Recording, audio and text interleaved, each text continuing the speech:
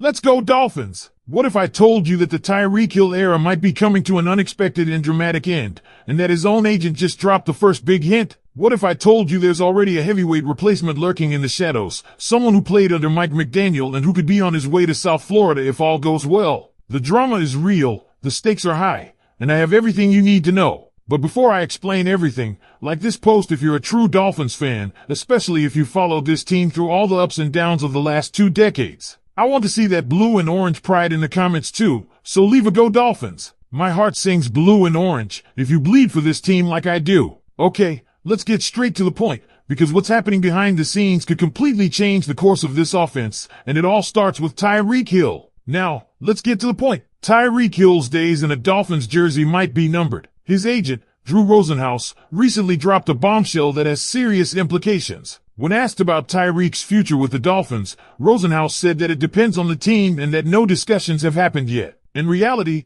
that's agent speak for, he's probably gone. And here's why that matters. Tyreek is heading into his age 32 season in 2026 with a monstrous $51.8 million cap hit. That's not just high, it's unsustainable, especially when you're not talking about a quarterback. If Chris Greer was still running the show in Miami, maybe, just maybe, there'd be a 50-50 shot of a restructure. But that's not the case. There's a new regime coming in 2026, and they didn't trade for Tyreek. They didn't structure those mega extensions over the last few years. They'll look at the books, look at his age, look at his knee recovery, and most likely decide it's time to move on. If Miami releases or trades him, they save over $25 million in cap space. That kind of money can be spread across multiple positions to truly upgrade the roster. So ask yourself, would you keep Tyreek at 32 with a major injury history, or would you cut your losses, save big money, and reshape the offense? Now here's where things get even more intense. Without Tyreek, Miami's wide receiver room looks thin.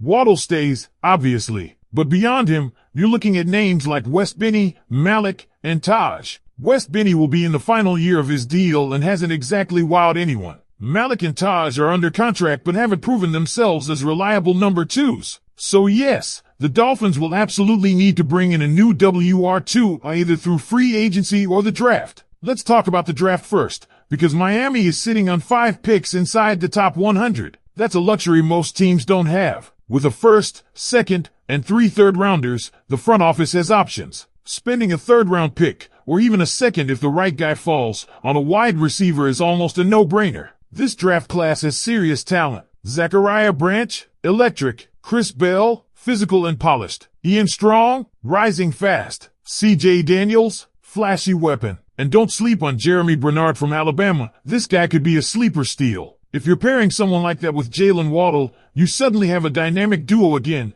without having to commit top-tier salary cap space to the position. Because here's the financial reality. Miami is already paying Tua around $50 million. Can you really afford to spend another $80 or $90 million on just your quarterback and 2 wide receivers? That's nearly 40% of the cap tied up in 3 players. In today's NFL, that kind of structure makes it tough to build out depth and win consistently. So the idea is clear. Invest in Waddle, pay your QB, and find a rookie wideout with high upside to slot in next to them. But what if I told you there's a wild card in play? Brandon Ayuk. Yes, you heard that right. The San Francisco 49ers wideout might be on his way out after falling out of favor with the team. Reports suggest he's missed team meetings and rehab assignments, and the 49ers have already voided over $25 million in future guarantees. That's not something you do with a guy you plan to keep around. Bleacher Report listed the Dolphins as the second most likely landing spot if he's released. Why is this connection so intriguing? Because Mike McDaniel coached Ayuk in San Francisco as both a run game and offensive coordinator. That's a relationship that could be rekindled. Ayuk knows McDaniel's style, and his skill set complements Waddle perfectly. He's got the size, the hands, the routes. He could be exactly what the Dolphins need, asterisk if asterisk the price is right. But let's be clear, if he's expecting $15 million or more per year, that's going to be a hard pass. However, if he's willing to reunite with McDaniel on a 1-year prove-it deal around $8 to $10 million, that might be the kind of low-risk, high-reward gamble this team needs. But with limited cap space, around $40 to $44 million after expected roster moves, the Dolphins have to be smart. Defensive line, secondary, edge rushers, offensive line, all of these areas need attention. So do you blow a chunk of your budget on a wide receiver, or do you draft one and keep the flexibility to strengthen your defense and trenches? Alright, let's keep this going, because we're just getting to the heart of it. Now, if we assume Tyreek Hill is indeed gone in 2026, what the Dolphins do next at wide receiver might be one of the most important decisions of this new era. There's no doubt Jalen Waddle is the WR1 moving forward. He's explosive, he's reliable, and at $11.6 million in 2026, he's a bargain, especially considering that cap number is going to spike hard the year after. But as good as Waddle is, he can't carry the load alone. And here's where the Dolphins front office strategy gets tested. Do they take the economical route and bet on their ability to scout and develop talent in the draft? Or do they try to take a shortcut and bring in a known commodity like Brandon Ayuk, even with all the baggage and price tag that comes with him? Let's break down the pros and cons of both options. If the Dolphins opt for the draft, they'll be doing so in a class that's considered deep at wide receiver. There's value in the second and third rounds, something this team will have access to with their 5 picks in the top 100. Going this route gives you a WR2 on a rookie deal, which is the ideal financial setup for a team already paying top dollar at QB and WR1. This move will allow Miami to stay competitive across the board, investing in edge rushers, offensive linemen, or even locking in some of their key defensive backs on new deals. This route also fits with the broader philosophy we've seen emerging across the NFL. You build a core of stars, then surround them with youth and upside on cheap deals. It worked in San Francisco. It worked in Cincinnati. It worked in Philly. And now it might be Miami's turn.